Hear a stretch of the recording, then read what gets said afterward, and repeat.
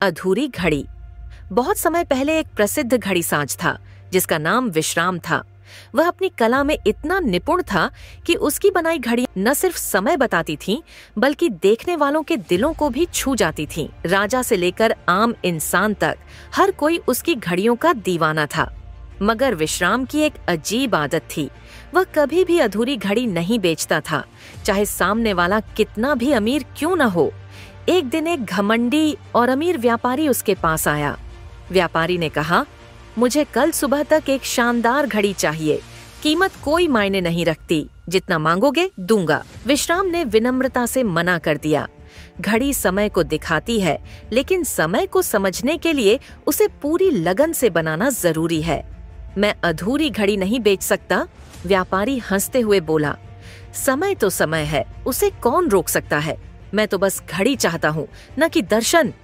यह कहकर व्यापारी चला गया और शहर के एक नए घड़ीसाज से महंगी घड़ी बनवा ली।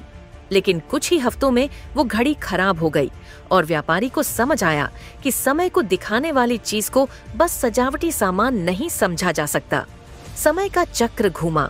विश्राम अब बूढ़ा हो चुका था। उसके हाथ कांपते थे, पर उसकी आंखों में वही चमक थी जो उसके हुनर को परिभाषित करती थी। वह जानता था कि उसकी जिंदगी की घड़ी अब रुकने वाली है। बीमारी ने उसे कमजोर कर दिया था, पर उसका दिल अब भी मजबूत था। अपने आखिरी दिनों में उसने अपने प्यारे पोते को बुलाया, जो उससे घड़ी बनाना सीख रहा था। विश्राम ने एक सुंदर मगर अधूरी घड़ी अपने पोते को दी, जिसमें एक सुई गायब थी। पोते ने हैरानी से पूछा, दादा, आपने ये घड़ी अधूरी क्यों छोड़ी?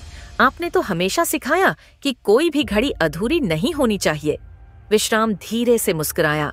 उसकी आंखों में अनुभव की चमक थी। बिल्कुल सही कहा तुमने, पर यही जीवन का सबसे बड़ा सच है।